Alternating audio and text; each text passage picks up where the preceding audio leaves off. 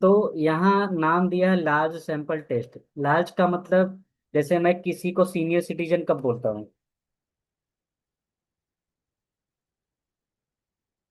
एक limit, normally 60 years के ऊपर जो रहते हैं उनको लार्ज, सॉरी, सीनियर सिटीजन बोलते हैं, राइट ना? वैसे ही अगर सैंपल, तुम कोई टेस्टिंग कर रही हो, राइट, उसको लार्ज तब बोलना जब नंबर ऑफ सैंपल क्या हो, 30 या 30 से बड़े हो। ओके। तो जो साइंटिस्ट लोग थे, मैथमेटिशियन थे, उन्होंने एक क्राइटेरिया रखा, एक लिमिट रखा है कि अगर नंबर ऑफ सैंपल 30 हो गए या 30 से बड़े मिलेंगे तो उसको उन्होंने किस कैटेगरी में रख दिया? Large sample test. ठीक। तो लार्ज सैंपल टेस्ट के लिए ये हो गया। अच्छा, मैं क्या टेस्ट करने जा रहा हूँ लार्ज सैंपल टेस्ट में? To test mean.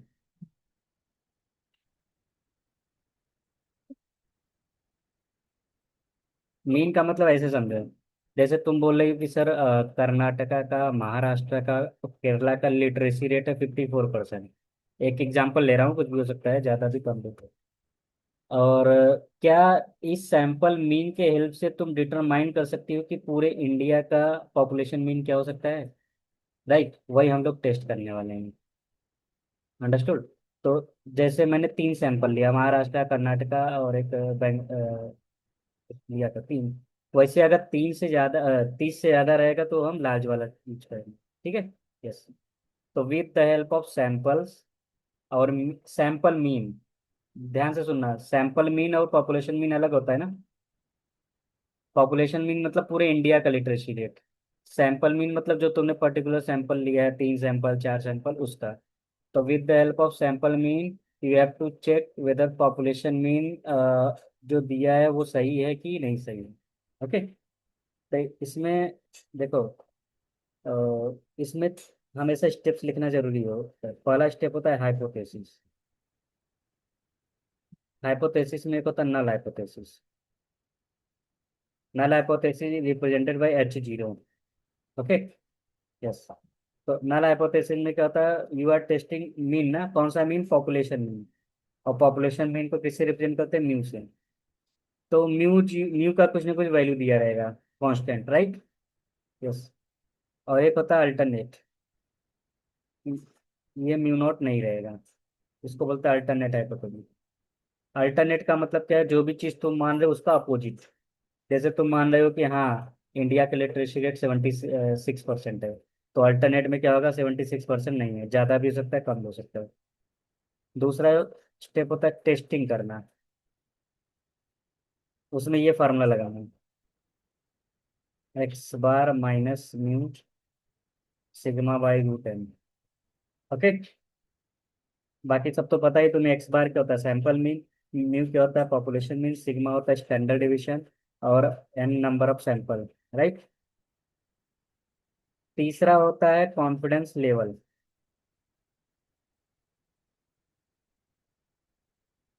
Confidence level में बोला, इंटरवल नहीं। इंटरवल, कॉन्फिडेंस इंटरवल तुम खुद से निकालती हो, राइट ना? अब कॉन्फिडेंस लेवल अगर क्वेश्चन में नहीं दिया तो क्या लेते हैं? 95% ना? या तो कॉन्फिडेंस लेवल देगा या तो significance of, level of significance देगा, राइट ना? बस। तो 5% हमेशा लेगा लेना अगर क्वेश्चन में नहीं मेंशन है तो। ओके। और एक चीज और याद रखना, क्रिटिकल वैल्यू 5% पे कितना होता है? 1.96। अच्छा। 10% पे कितना होता है? 1.64।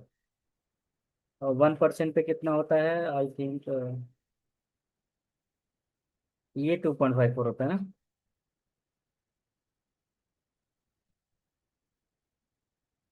64, राइट ना? तो ये 5% के लिए, ये 10% के लिए, और ये हो गया 1% के लिए। तो मैं मोस्टली तुम्हें ये याद रखना है, ठीक है? चौथा स्टेप क्या होगा? डिसीजन लेना। डिसीजन क्या लोगे? ये जो तुमने कैलकुलेट किया है, राइट, तो जेड का वैल्यू हमेशा छोटा होना चाहिए, किससे? जेड अल्फा से। ठीक है, ये पॉजिटिव नेगेटिव कुछ भी आ सकता है, इसलिए मैं एब्सोल्यूट वैल्यू ले लेता हूँ। तो जेड, जेड मतलब ये जो तुमने फाइंड किया है, calculated value is always less than critical value, then you can say H0 is accepted. Understood? अगर ज़्यादा अगर ये यहाँ ये रहेगा, ठीक है। अगर यहाँ ग्रेटर देन आ रहा है अल्फा से, उसको क्या बोलते हैं, क्रिटिकल वैल्यू ना। क्रिटिकल वैल्यू एक लिमिट से अगर ज्यादा आ गया, H0 इज रिजेक्टेड। अंडरस्टूड। या तो ऐसे लिखते हैं, H0 is failed to accepted.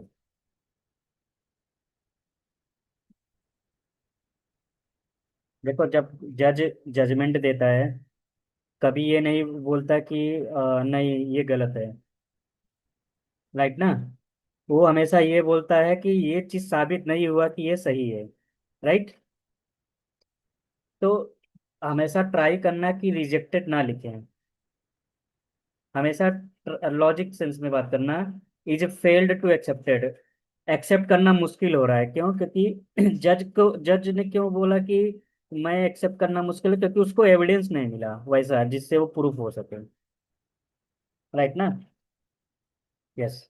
तो H0 इज, वैसे स्टूडेंट नॉर्मली लिख देते हैं H0 is accepted, rejected, alternate hypothesis is accepted. तो ठीक है, चलता है, अगर टीचर और स्टूडेंट के बीच में अंडरस्टैंडिंग है तो लिख लेना है। लेकिन लॉजिकली क्या मतलब होगा इसका? H0 is failed to accepted. Understood. तो ये चार स्टेप्स लिख लो। अब हम इसके क्वेश्चन करेंगे। ये मैंने किसके लिए बताया? For one sample. ठीक है। यस।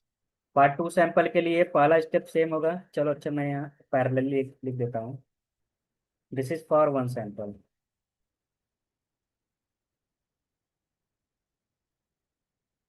और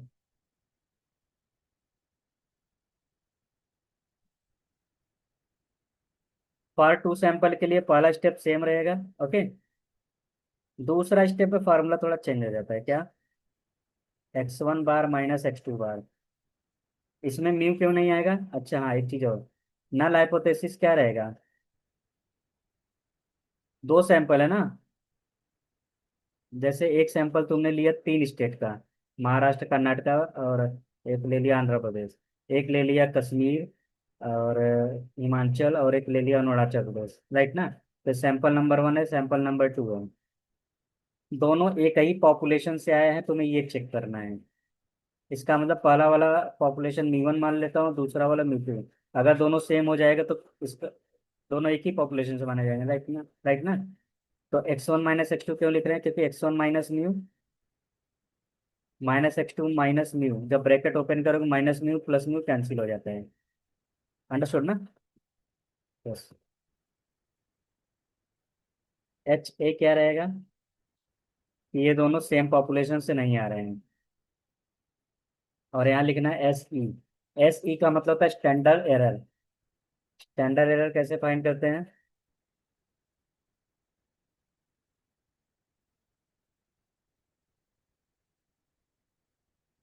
SP।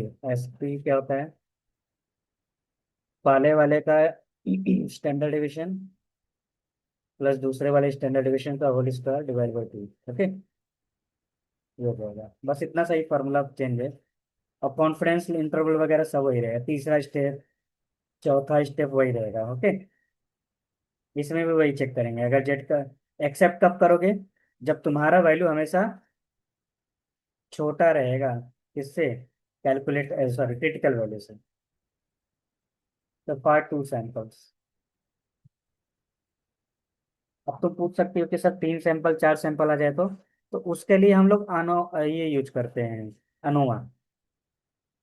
ठीक है, वो आगे वाले टॉपिक में मिलेगा। तो note this, then we will start some question.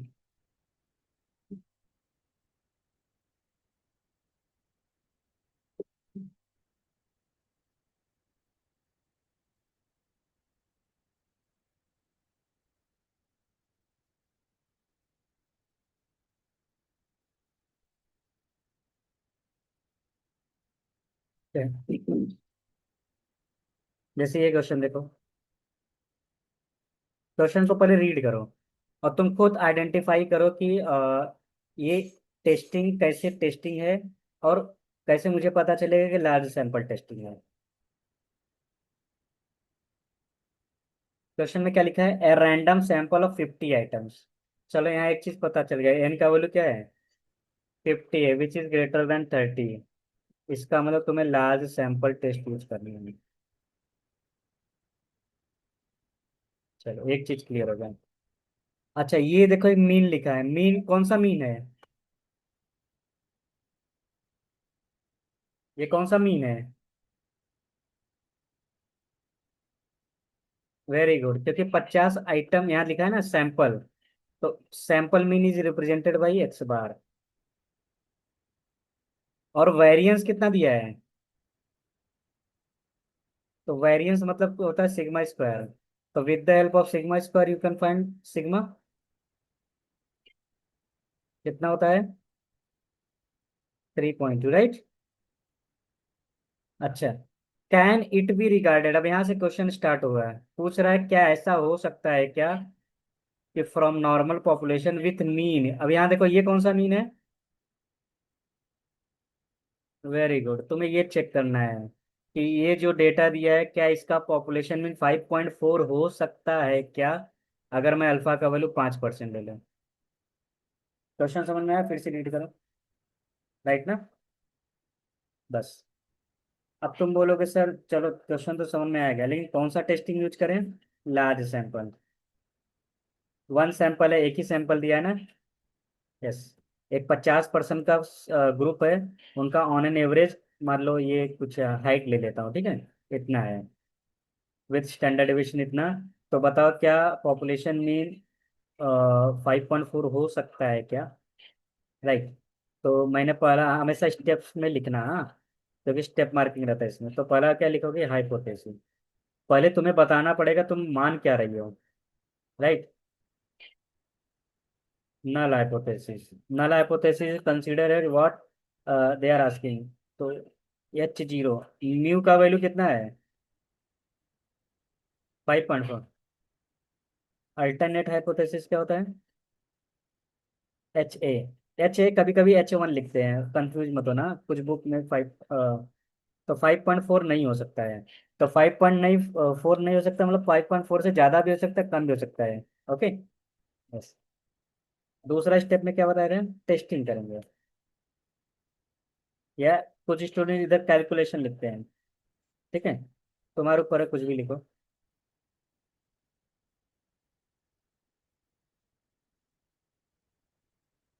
Where x bar is, you can take absolute value. Okay.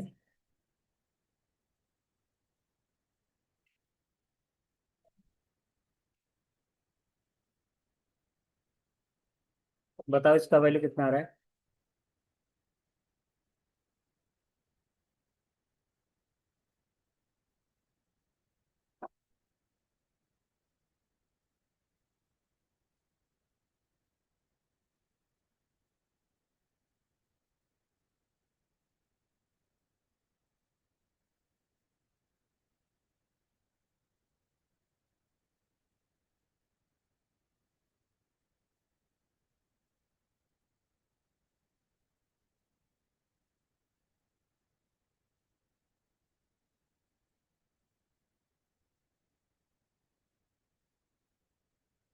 How much you are getting? Okay,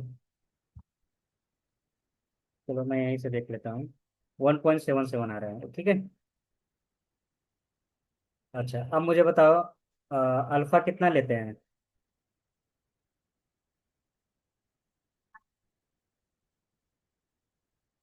very good. तीसरा स्टेप में सिर्फ इतना ही लिखना है, अब यहाँ लिखना है ये since Z alpha is greater than Z ना। जेड मतलब calculated value. Hence null hypothesis is accepted. Understood? Yes. At 5% level of change, ये बताना जरूरी है।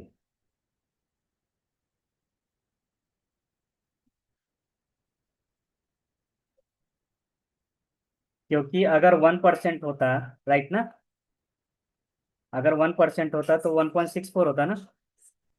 और 1.64 पे तो बहुत बड़ा वैल्यू है, हमारा वैल्यू तो ज़्यादा आ गया ना। उस केस में फेल हो जाता है। और क्वेश्चन में इज ऑलरेडी मेंशन कि 5% लेंगे। अंडरस्टूड। अगर तुम मान के चल रहे हो कि डेटा में 5% एरर हो सकता है, तो इसका मतलब ये ट्रू है। यस।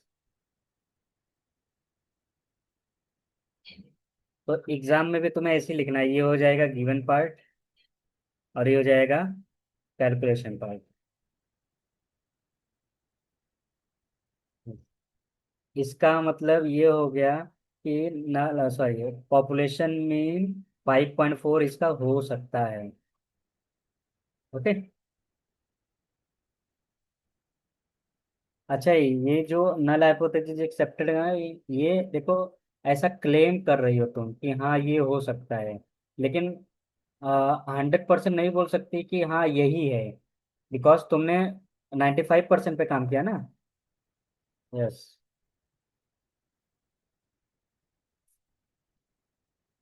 तो तुम ऐसे भी बोल सकते हो कि सर 95% चांस है कि इसका पॉपुलेशन मीन 5.4 होगा।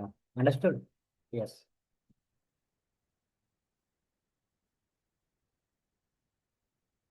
और वैसे भी कोई भी जब एनालिसिस वगैरह करते हैं बड़े लेवल पे, लार्ज स्केल पे, 95%, 90% हो गया तो उसको हम लोग 100% मान लेते हैं। जैसे केरला का लिटरेसी रेट कितना है? जो भी है, शायद आई थिंक वो बोलते हैं ना 100% है। तो एक्चुअल में 100% नहीं रहता है, गवर्नमेंट का एक ये है, क्या बोलते हैं, लिमिटेशन है, क्या बोलते हैं उसको, एक पैरामीटर है कि अगर आपका स्टेट 95% तक टच कर गया तो उसको 100% ले सकते हो। Okay. Yes.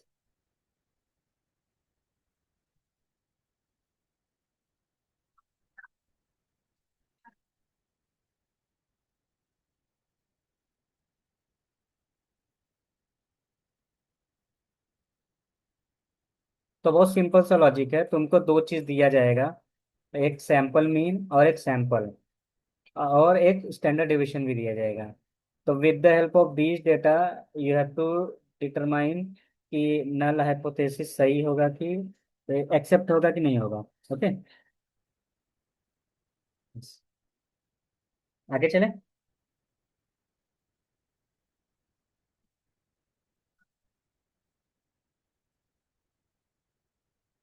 See this question, can you try this? Yes. ये ट्राई करो। या अगर तो मैंने दो सैंपल का बताया था, राइट? राइट। तो दो सैंपल में फार्मूला क्या हो जाएगा? x1 - x2 बार ना, अपॉन एस ई, या एस भी लिख दो, कोई दिक्कत नहीं है, चलो एस ही लिखो। एस सी का वैल्यू क्या हो जाएगा? अच्छा, एस सिग्मा 1 का स्क्वायर सिग्मा 2 का स्क्वायर अपॉन। तो एस पी कब निकालेंगे वो मैं आगे बताता हूँ, लार्ज सैंपल टेस्ट में यही यूज होगा, ठीक है। यस। अब जैसे क्वेश्चन पढ़ो, इसमें एस पी मत यूज करना। The mean of two sample, दो सैंपल दिया है, ठीक है, मैं ए और बी ले लेता हूँ। एक का साइज कितना दिया, साइज मतलब पहले वाले का कितना सैंपल लिया, 1000। दूसरा वाला सैंपल कितना है? 2000, मतलब एक 1000 बच्चों का ग्रुप है और एक 2000 बच्चों का ग्रुप है, राइट? Respectively are 67.4। अच्छा, मीन मीन दिया है, राइट? तो ये x1 बार कितना दिया है, राइट ना? ओके। अब यहाँ से क्वेश्चन पूछा है, can the sample be regarded as drawn from same population? अगर इसका पॉपुलेशन मीन म्यू 1 है और इसका म्यू 2 है, क्या दोनों सेम पॉपुलेशन से आ रहे हैं? ये चेक करना है। और दोनों का स्टैंडर्ड डिवीजन कितना दिया है?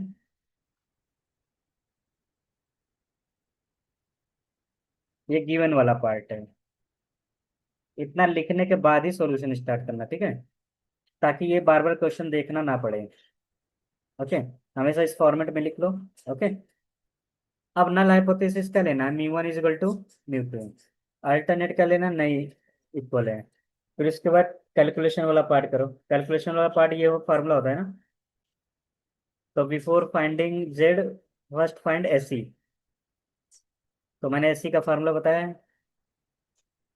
तो सिग्मा वन क्या है, 2.5 का स्क्वायर अपॉन n1 प्लस 2.5 का square upon n2, which is equal to कितना आ रहा है, 0.97, 0.097 ना। 0.907 यहाँ रखो, 097 एब्सोल्यूट वैल्यू ले लो, कितना आ रहा है, 5.15 आ रहा है, राइट। यहाँ कुछ अल्फा नहीं दिया है, लेकिन इन्होंने कितना लिया है, बहुत कम लिया, मतलब 1% से भी कम लिया है। 0.27 मतलब इन्होंने लिया है 99.99% कॉन्फिडेंस इंटरवल। तो अगर 99.999% कॉन्फिडेंस दिया जाए, तभी भी क्रिटिकल वैल्यू मैक्सिमम 3 होता है, राइट। तो 3 से भी बड़ा है ना। इन्होंने यही क्यों लिया है, क्योंकि ऐसा तुमको दिखाने के लिए कि अगर मैं मान लो 99.99% भी ले लूं, फिर भी ये फेल हो गया, अंडरस्टूड ना। लेकिन तुमको लेना क्या चाहिए था, 5%, अंडरस्टूड ना। ये ठीक है क्वेश्चन। अब इन्होंने जेड के अकॉर्डिंग लिया है, बट तुम तो जेड बाद में निकालोगे ना। यस। तो यहाँ 5% ले सकती हो। यस। क्लियर है ना। यस। तो एक क्वेश्चन करो ये वाला।